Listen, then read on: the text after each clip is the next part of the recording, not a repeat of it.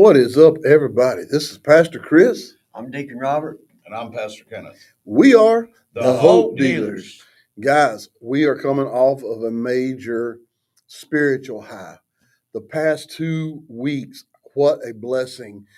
Joseph Rojas from Seventh Day Slumber just put it all out there, just all out on the table. We love those guys. They are coming here to our church for doing a free concert October the 5th.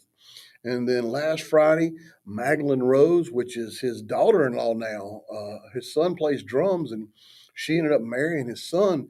And she came in and pretty much the opposite side of the coin. And we're just honored, guys. We're honored. And God blesses us so much. I know y'all look at all this that we got going on here, and y'all think, man, that church must have money. No, we don't have money. Guys, we're a church of down to like 15 members. That's it. And we don't have money. God provides everything for our church. When we have a need, it's there, and it's all God. These people, our little church, how in the world did we get people like that to come on and just tell their life story? Just pour out their testimony. It was God. It ain't odd, baby. It's God. Mm-hmm. Now, this week, we're burdened heavily about the youth in America today. And recently, I sent out a text message to our youth, and I asked them simply, what is the biggest temptation that you face today? The biggest problem that you have just getting through life? And guess what? They all said the same thing. They all said it was people, just peer pressure, wanting them to do drugs. So tonight, our episode is warning signs that your child might be using drugs and what to do about it. And I'm just going to open up, and I want to start things off by saying this. You got to remember this. Early intervention and prevention require a supportive, non-judgmental approach. If you're concerned, don't hesitate to reach out for help. You see our number scrolling. If you got a concern, call the number on the screen. But you probably won't get a live person when you call, but we will call you back as soon as possible. So if you got any signs, we're going to go over the signs and what you need to be looking for and how you can approach it. And so I'm going to read off some things. And I'm going to ask these guys what their opinion is on these things when I'm done. And so one of the biggest things we need to know is prevention strategies. How do we even keep them from ever doing it, ever trying it? And so the first form of that is we have to educate and inform them. They have to be educated. You try to hide it from them, it's going to make them want to do it that much more. Because they're going to say, man, it must be good. They're hiding it from me. No, you need to be talking about this stuff and bringing awareness. You got to discuss the risk that drugs have. Not just the addiction part, but being out there with people that are driving, that are doing drugs or drinking. You got to talk about effects and consequences. One of the big things we have at our church today is we tell people, you're free to make your choices. You're free to choose your sin, but you're not free of the consequences. So, Kenny, you got any ideas on educating? You got a bunch of kids? I got 3 teenagers, plus 3 older kids. And, I think the best form of education that I've been able to use with them is just because my kids or our kids, mm-hmm. they grew up seeing it. So, I use that. But, say it's a family that the kids, their parents didn't struggle with addiction. Mm-hmm. It's those ones there. I would just kind of. Well, I think that's what this is for. This is for the parents. Yeah. Who have never done drugs. They've never stood toe to toe with the devil of addiction, and fought it. And all of a sudden they got a kid that's turning to drugs and having an addictive personality, and it just freaks them out. They don't know what to do. Yeah. And half the time, guys, we got a real saying. There is I'm talking a hair between helping and enabling. Yep. And you know, like, so for me, if I would have had somebody educating me about the to be aware, when I first started, I probably wouldn't have went down that path like I did. But at the same time, kids are gonna, they're, I hate to say it, most of them are gonna try it. Yeah. I mean, they are gonna try it, and you can't battle it with punishment. Mm-mm. Because then that's going to make the kids want to do it more. You have to battle it more, like what you were saying, with an educational standpoint. And if you don't know how to do it with an educational standpoint, call us. You know, even Google. There's a lot of resources out there. We're going to go through 8 more things to talk about, but I want to give Robert a chance. Robert, if you had nieces or nephews or kids, and how would you go about educating them or informing them? I'd just I'd tell them a little bit about my story and my testimony, and tell them if they didn't want to be 50 years old starting life all over again. Yeah, well, there you go. So the second thing I've got down here is we have to foster a strong relationship and build trust and communication. We have to have an emotional connection with our kids. And guys, I'm not bashing anybody, but we're living in a world today where 90% of the homes are single parents. It is either a single mom or a single dad. And sometimes it's even mom and dad are both addicts, so the grandma and grandpa's raising the kids. And that's been the biggest problem we've got in America today. And it's just like my daughter sent me a video the other day. She's a country girl, and she was sitting on the porch watching the chickens, watching her 2 boys chase them around the yard, and sitting there watching her little girl. And she said, "I feel guilty just sitting here, but I just love watching my kids play." And I said, "Baby girl, let me tell you something.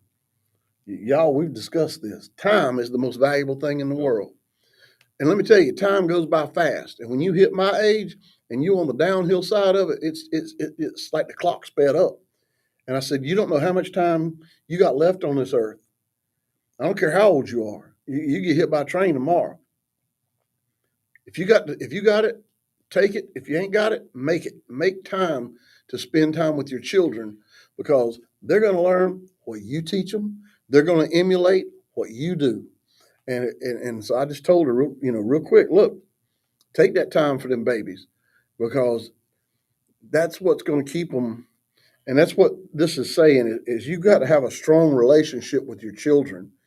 And if you're just telling your kids to go to the room and play, just go in your room and play. I don't want to be bothered with you. Or handing them an iPad. Or handing them an iPad or setting them in front of a TV with a Disney movie.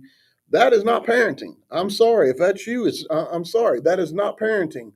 Parenting is when you're teaching your children and you're educating your children, and you're just spending time with them and loving them. That's parenting. And we have missed that in our country, especially because everybody's so busy trying to chase the dollar that the kids are getting left out.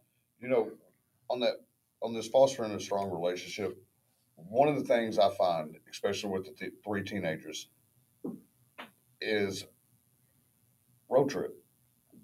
They're just going to the gas station or something. So and I don't know if it's just mine or if it's all kids, because I was even the same way. I get in the car and I'd ride with my mom. It was like I would open up more.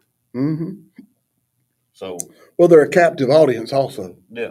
It's like, where are they going to go? Right, but it does. It gets them to open up more. I notice that. Like, I try to every Sunday when I come to church. A lot of times I leave before Brandy does, and when I'm leaving before Brandy does, I take one of them with me each week, and just have that alone time with them Yeah. on the way to the church and talk to them. Well, my son, it was about an hour drive to his school, and I had to take him every morning and I had to bring him home every day. And their minds in the morning are fresh. Yep. And I had a Pinterest page, and I pulled up all these famous quotes. Sometimes it was Bible scripture. And I would look at my son and I'd say, hey, I want to talk to you about something. I said, let me read you something. And I would read it to him and I'd say, give me your perspective on this. Because, see, y'all got to understand, I'm going to bash the public school system. It sucks. It sucks. It's plain and simple. It sucks. And I'm talking about, I have a daughter who was a public school teacher that I know what I'm talking about. The teachers today they're teaching your children what to think, not how to think. That they have programmed your children into being told what to do, but not being able to think for themselves. And that is where this addiction comes in also, is they can't make a good life choice because they're not taught how to make decisions. They're taught this is what you do, this is what you say. And the teachers are graded on if they learn that information or not. Not did they learn how to deal with anything. And so you're absolutely right, Kenneth. You need to get them kids alone. You need to build that relationship. But more than anything, teach your kids to think for themselves. That is one of the biggest things. My children, and I was not a good parent at all. My first two, I did not get no dad of the world or whatever because, but I did learn something. I had questions. I'd let them do whatever they did, and I'd say, "Well, how'd that work out for you?" Yep. And make them think about, like I'll give you an example. My daughter come home and she goes, Daddy, you've been so proud of me today. My teacher called me out in the room and in front of everybody and embarrassed me. And she said, I told him what I thought about him, and then I just got up and left class. Well, how'd that work out for you? Well, not real good, Dad. I said, what do you mean? Well, I got suspended. I said, oh, you got suspended, huh? Yeah. And I'm still going to have to try to keep up with the work and class and everything I'm missing and the homework. And I was like, so that didn't work out too good for you? No. I said, yeah, okay, well, maybe you need to learn how to pick your battles. Yep. But I had to make her think of what she did and what consequences happened. And that's what we have to teach these kids. If I do drugs, what might become of it? If I do drugs, I'm risking going to jail. If I do drugs, I'm risking becoming an addict. You got to be there. Robert, what's your thoughts on these? I think that building a strong relationship with your child will be number one. I think that people that don't have a lot of time for their kids need to prioritize and make time for them because that's the only thing that you've got. What happened? Did it shut down the computer? Guys, we're having technical difficulties. Please give us a moment. So that's good, Robert. That is good. But you know what?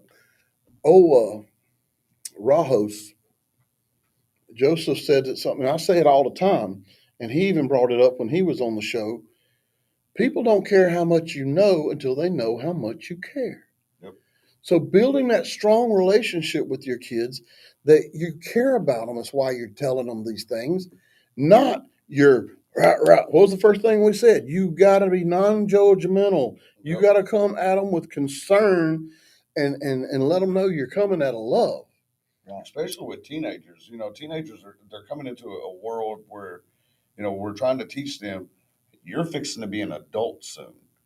They have to be able to want to make those adult decisions, and instead of telling them no, you're not going to do this, we got to steer them Right. into the right direction.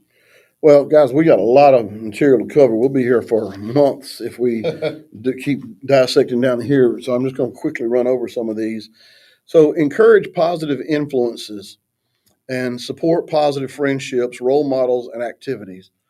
Well, that right there, Kids, kids ain't gonna want to hear that. Yeah, like you can't tell me who my friends are. You can't tell me who to hang around. Blah blah blah. Uh, But you I think you're saying that you say, show me your friends and I'll show you your future. Yep.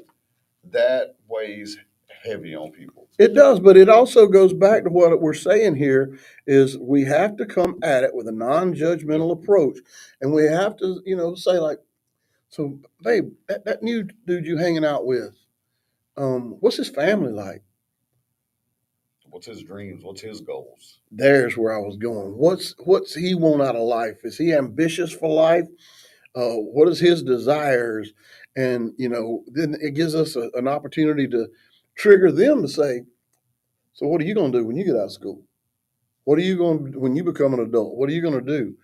You know, so we got to be real careful how we approach those things with our children and make them, again, we've got to make our children think, make them look at that person, not just this funny person in class that's cool or popular or they want to be like.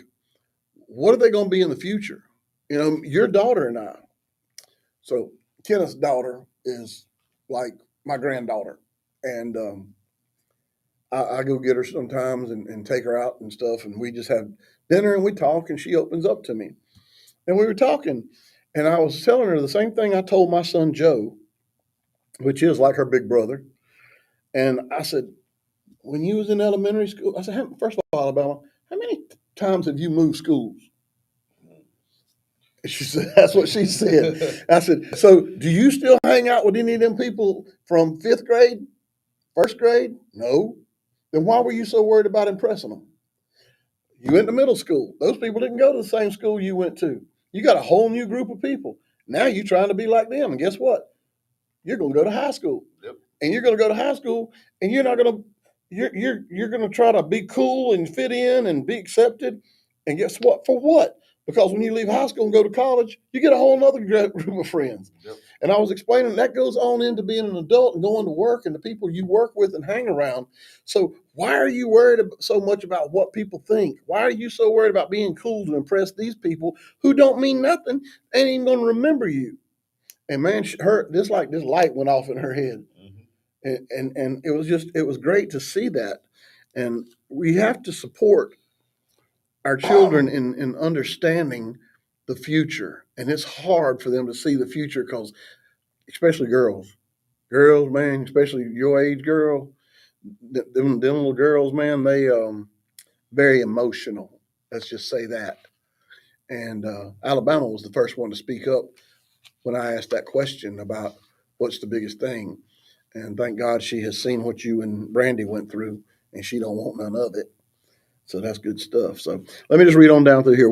You can monitor and supervise, keep track of the activities, whereabouts, and associations. Now, guys, that might sound a little bit much, but you got all these phones right now. You can put a tracker on there and know where your kid's at and who's doing what with at most of the time now. They didn't have that when I was a kid. Use it. Monitor and supervise, keep track of the activities, know where they're at, what they're doing. Promote healthy coping mechanisms. We just had to deal with a little girl that was cutting herself. And when I asked her, why are you doing this? She was like, well, I got a lot of memory. I got a lot of bad memories. And when they start overwhelming me by my emotions, I do this because when I cut myself, it takes my mind off of those things. And I was like, well, baby, I want to tell you something better. That's Jesus Christ. And, I ain't got time to get into all that, but that's a coping mechanism. So another coping mechanism for that past and that hurt is let's deal with it. Let's deal with it. That was then. We're not going backwards. We're not looking in the rearview mirror. We're looking at the future and where we're going in the future. Yep. So then we got to promote healthy coping. We did that one. Teach stress management. Guys, as adults, we have to go through that ourselves. Life is stressful, especially these days. You think it's not stressful for kids? Kids are meaner than they've ever been. Yep. Bullying, self-image, all these things. You have to teach your kid how to deal with this. And guess what? However you react is how they're going to react. They're watching everything you do. I see these little bitty kids on TV just cussing and all this kind of stuff. Why are they doing that? They 'Cause saw mom learned and daddy do Yep. it. They saw mom and daddy doing it. So promote the coping and self-care and stress management and just uh, regulating your emotions. That's a big one. So you've got to set a good example, demonstrate responsibility, behavior, and healthy habits. There it is. There it is. Spend time with your kid. Let them see you deal with things. Let them see you respond and react in a positive way because that makes them feel comfortable. When you lose the crap in there, they're looking at, man, that's the person in charge, and they're losing their crap. Maybe I'm supposed to be scared right now. They're watching everything you do. You got to set a good example and just be responsible. Show them what being responsible is. Then you got to encourage an open dialogue. This was a big one for me and my kids. Create a safe space for discussing concerns and questions. I'd see you having a problem with this, Bubba, because Ken, it's a lot like I used to be. And we have to come out of dad mode.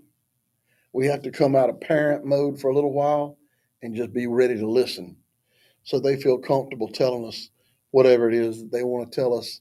And we be not judgment, no judgment zone. And then you go pray about that and how you need to respond to that.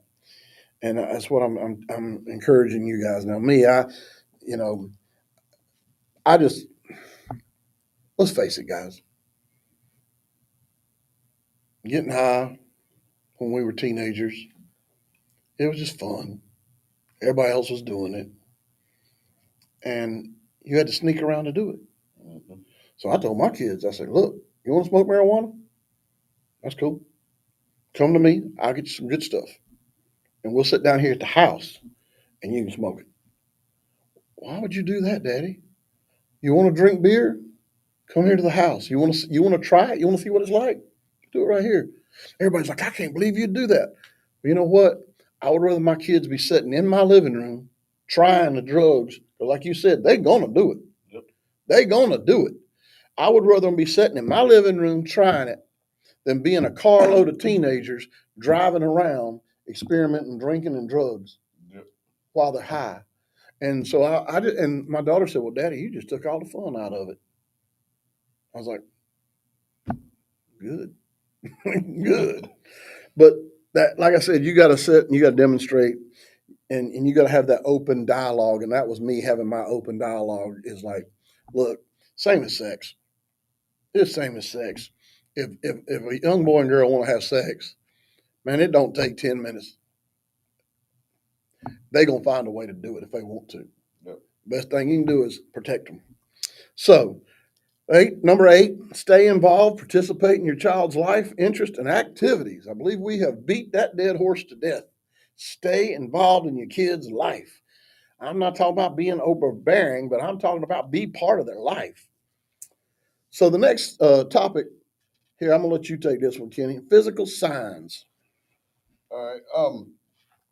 As I read this, one thing I do want to point out, I research stuff, and if your child likes the smell of gasoline or markers, there is a 75% chance that they will that they have signs of addiction already, and that's a scientific proven fact. So, here's some physical signs to keep an eye out for: changes in appetite, sleep patterns, or energy levels, bloodshot eyes, dilated pupils, or unusual eye movements, changes in skin tone, acne, or excessive sweating, tremors, shaking, or coordination problems, unusual odors on breath, clothes, or in their room, um, or even just the change of their. We all know what our children's natural body smell is. Yep.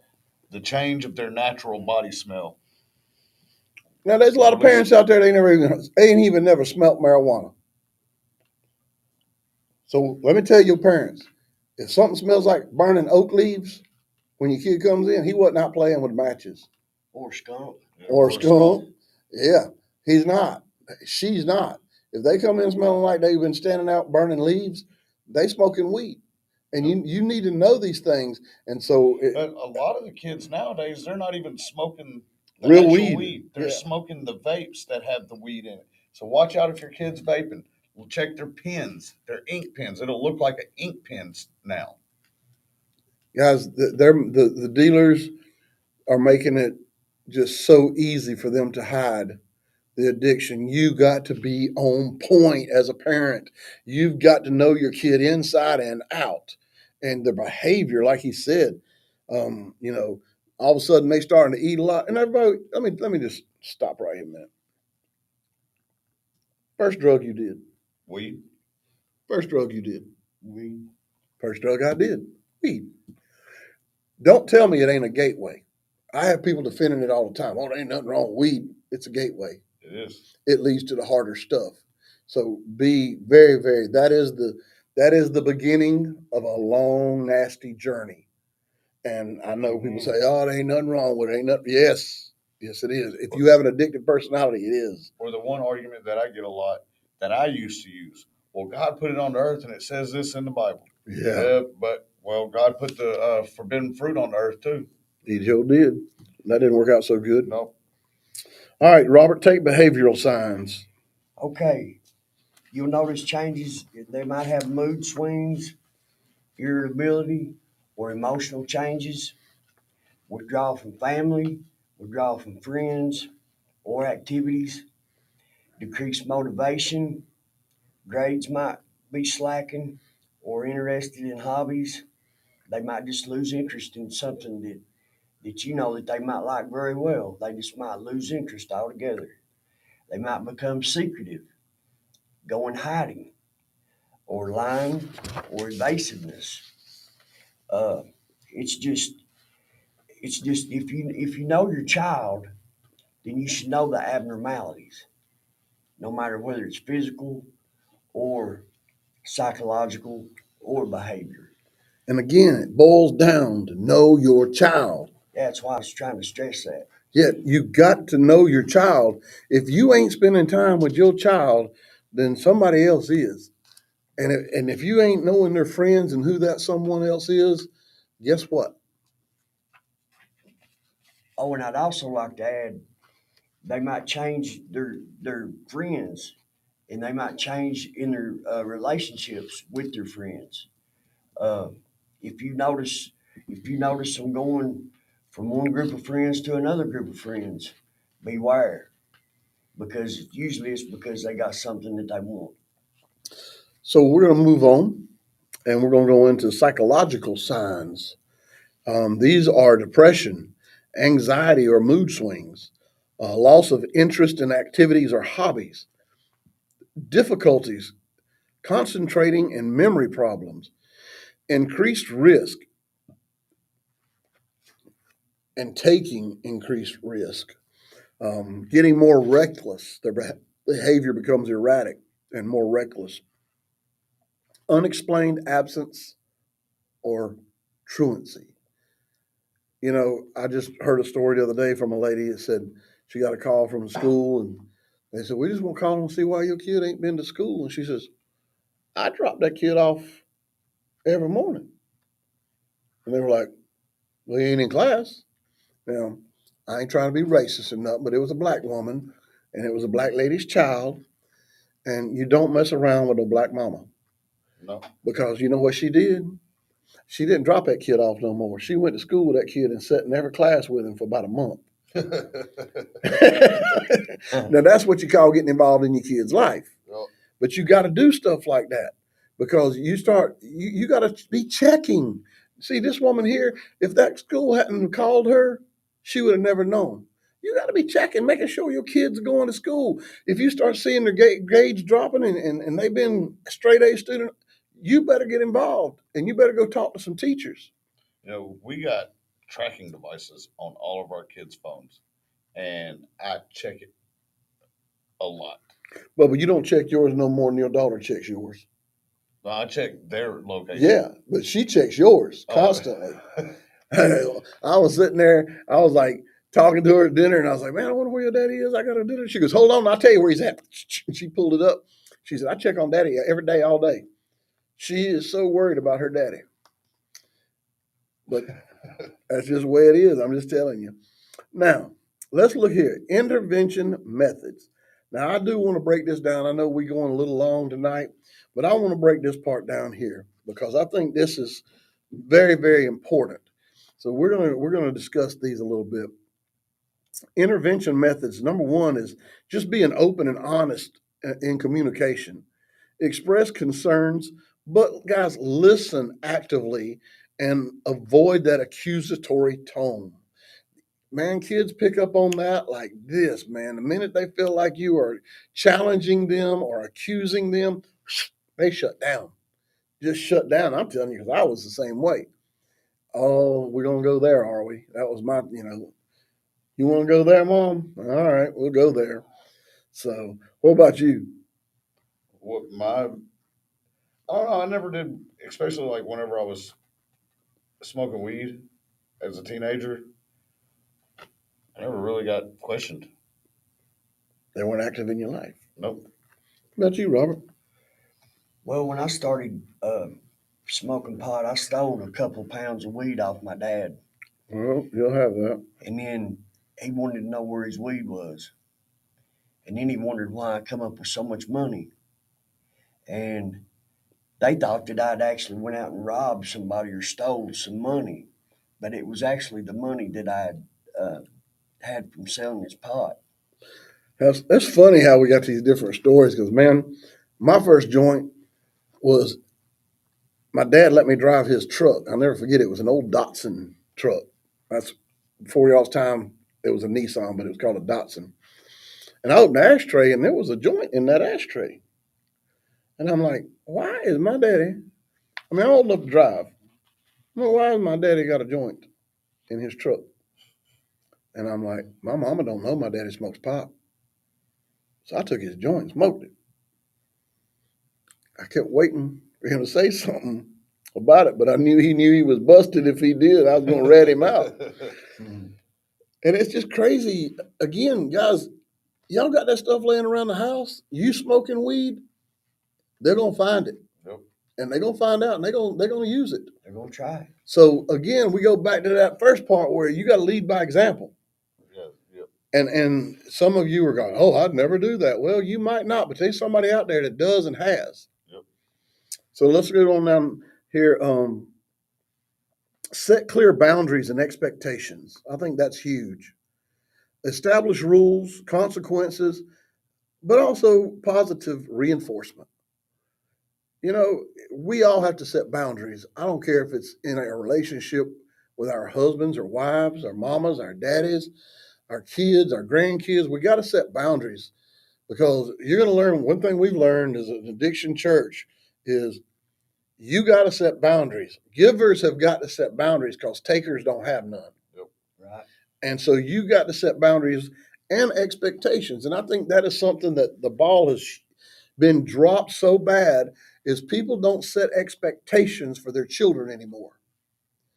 They just, oh, you got D's on your report card, C's and D's. Well, you passed. That's okay. No, you're smarter than that. Yep. You're smarter than that. You're not going nowhere until next report card, and they better be B's and C's at least. There's no expectations being set with children today. So set some expectations. And, you can start out lightly. It's just expressing your concerns of somebody they're hanging out with. Again, make them think. Where's that person going to be in 5 years?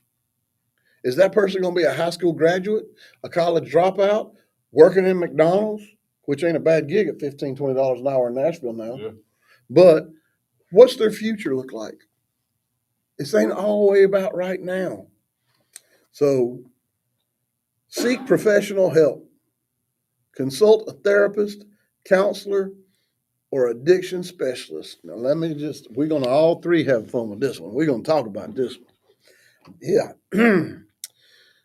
Professional help. Let me tell you what, you go to a drug addict and you've never experienced addiction. We call it standing toe to toe with the devil and whooping his butt. We fought him and we won because then you're relatable. Another thing, you take them to a therapist that ain't faith based. The only reason I stopped doing that stuff was because I learned about Jesus Christ. And I learned that Jesus lives within me. And everything I put in me, I put in him. Whether it's a cigarette, whether it's vaping, marijuana, cocaine, whatever. What I put in me, I'm putting in him. So that counseling needs to be faith based because I quit for him, not for me. I quit for him. And you can get all the counseling you want. It's just like going into the prisons, man. When I go in prison, them dudes test me. They want to know, were you incarcerated? Where were you incarcerated? What were your charges? How much time did you squash your time or did you go on parole? They want to know. And it's the same thing when you're talking to an addict. They're going to test you, see if you read it in a book or if you've actually experienced it. See if you're real or not. So what do you say about that, Kenny? On the seek professional help, I'd find a good pastor instead of a therapist. Counselor, I'd find an ex-felon that just came out of prison that turned his life around. And an addiction specialist, I'd go find somebody who is successful at recovery because that's the true addiction specialist. That's the true best therapist. Mm-hmm. That's the true best counselor. Prayer instead of counselor, because Jesus is the best counselor. Yep. He's a wonderful counselor. Yeah. Tell us about that, Robert. Yeah, that's another name for Jesus in the Bible. He's referred to as the wonderful counselor. And I would like to say that, without Christ, none of us would be sitting here. And we didn't do nothing of our own. We did it all through Christ and trusting in him. But I would like to say that, once a man gets saved, he needs to hurry up and fill that void up. Because if you don't, bad things will happen, and they run in packs. And I'd also like to say that a person needs to find them a good, small church with a pastor that sincerely cares about his flock and develops a relationship with his pastor and receives counseling from his pastor. I know it worked for me. Bubba, let me tell you something. I have people coming here mad at me when I tell them, you're the reason your kid's an addict because they watched what you did and they get mad at me. And I've had them come in cussing me and say, well, you ain't no normal pastor. You ain't no regular pastor. And I'm like, thank God. I have a desk and I open the doors and I have drug tests in there. I have drug tests for kratom. I have drug tests for opium and marijuana. I have drug tests for just about anything you can have in my office as a pastor. Now, tell me how many pastors you know have those things in their office. Not many, because they don't care enough to give you the truth and the tough love. And let me tell you, you got to, and that's the next thing on here is drug testing. Consider random or regular testing, but ensure it's done in a supportive manner. Now, kids are going to say, I ain't doing it. Go in there and start packing their stuff for them. That's that setting boundaries and expectations part we talked about. The tough love, enabling or helping. If you're not teaching your child the golden rule, you're doing them an injustice. And if you don't know the golden rule, I'm gonna tell you, he who has the gold rules. If you putting a roof over their head and you putting food in their belly and you putting clothes on their back, they gotta do what you tell them to or get out. One of the two. And, even as a parent, if your child is still a minor, as a parent, we are supposed to provide them with food, clothing, and shelter. Mm-hmm. Basic food, clothing, and shelter. It can be rice. You can provide them with food. It can be hand-me-down, tore-up clothes. It's basic. Goodwill. They're Goodwill and shelter. I mean, they don't have to have a bedroom. They just have to have shelter. But guys, I mean, we do have to do it in a supportive manner. Yeah. If you're going to drug test your kid, look, I'm doing this for your own good. I know you don't know it. I know you don't see it now, but I got to know. And I don't want you bringing it into my house. There's your boundary. And so we're going to have these. And if you're going to live here, you're going to need to go with the flow. You know, the only time I ever had an issue with taking a drug test was when I knew I was going to fail it. Mm-hmm. Oh, once you clean, I don't care if it's a year, 2 years, you'd be like, hey, come on, drug test me. Come on, I want you to drug test me, because it's probably the first time in your life you could actually pass it. Oh, I just like wasting the money. You all proud. I like wasting the money of the drug test. Like, I'll take it. But our final thing is we need to encourage healthy alternatives. Now, I know like with Kenneth, he and Brandy's oldest teenager, he's really into music and stuff, and they really encourage his music and giving him an alternative to not even thinking about drugs because, it's like when I was in motorcycles, I said, man, you get your kid building motorcycles, you won't ever have to worry about them doing dope because once you start buying motorcycle parts, you can't afford dope. Right. So you just get them into some hobby, some activity, and it's an alternative. Show them there's an alternative. You ain't got to live that way. But let me just say this: alternatives, yeah, that's good. But y'all got to remember, if y'all don't remember nothing else I tell you, please remember this. Addiction is usually not the problem. It is the result of a problem. There is something going on. There is depression. There is anxiety. There is trauma. There is something in your child's life that is making them want to self-medicate. Focus on healing. Focus on finding out what that is and healing. And just ask them, well, why did you do it? Why are you doing it? And try to get them to open up to you and tell them, look, if it's my fault, if I've caused it, talk to me so me and you can talk through this. I was in Teen Challenge and we had a saying, if you talk it out, you don't act it out. And it's just like the little girl that was cutting herself. I said, listen, baby girl, I don't care what time of day or night it is. If your emotions come in to play and you can't deal with it, it's all up in your head, call me. I don't care what time it is. I'll come and get you. We'll go out and get some ice cream. We'll go out to eat. We'll go ride around the lake. We'll do whatever you want to do. Just call me. Because if we talk it out, we don't act it out. So if any of this stuff means anything to you, if we've hit on anything that you've noticed in your child, get them to talk. Get them to talk. Find out what the real problem is of why they feel they need to do whatever, self-medicate, cut yourself, whatever. Find out what the problem is because that's the only way you can deal with it. Now, the last thing we're going to wrap this up is if you are having a problem with addiction, if your child or your spouse is having a problem with addiction, please call the number at the bottom of the screen. We have endless resources to get them good help, good proven help with an end game that works. We've got Celebrate Recovery. We've got Hope Center Rehabs who have a magnificent program. We've got Teen Challenge.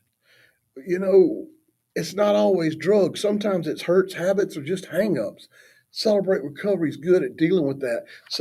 Their small groups are good with getting to the bottom. Maybe you need to just take your child, don't drop them off. Go sit in on class with them, and maybe you'll hear something that will trigger, and you'll say, "Oh, I know what it was. I know why they're thinking like that," and it'll help you to help them. And even if you don't struggle with addiction and you do go to the Celebrate Recoveries with them, it shows that you care. Yep. And then it also gives you an insight on dealing with addiction. You'll actually see, that they're not lost causes. No, if your kid had cancer, you wouldn't just give up on them. And, you know, we've talked about the medical side of this thing, the genetic side of this thing, and addiction. Yeah, addiction it can be genetic, it can be medical, but most of the time it's hurt, it's pain, it's trauma. That's where the addiction comes from. So, like I said, I urge you to call the number on the screen. We'll call you back. We'll talk to you. We'll figure out what a game plan is for you because we care about you and we love you. And we are gonna tell you about Jesus Christ that saved all of us and your soul as well. Has anybody got anything else before we wrap up? To God be the glory. Yes, always. If God can change somebody like me, And me. And me. He can change anybody. Yeah, he's not.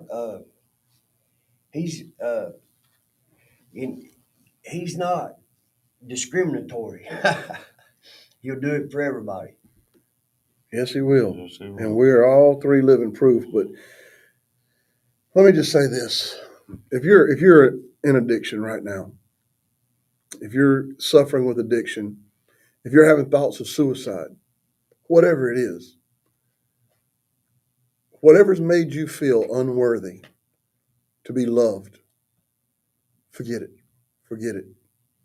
You're worthy. You're a child of God, whether you like it or not. You're his child and he loves you and he wants what's best for you and we want what's best for you. So go ahead and get those thoughts out of your mind. We have a saying here, we don't look in the rearview mirror because we're not going that way.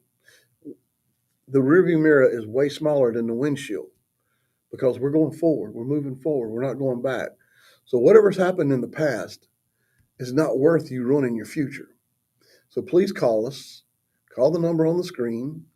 I believe it's 864-2629. Yep, 615. 615-864-2629. Call that number and let us get you, your kid, your husband, your wife, whoever. Let us help get them the help they need so that they can choose life over addiction. Guys,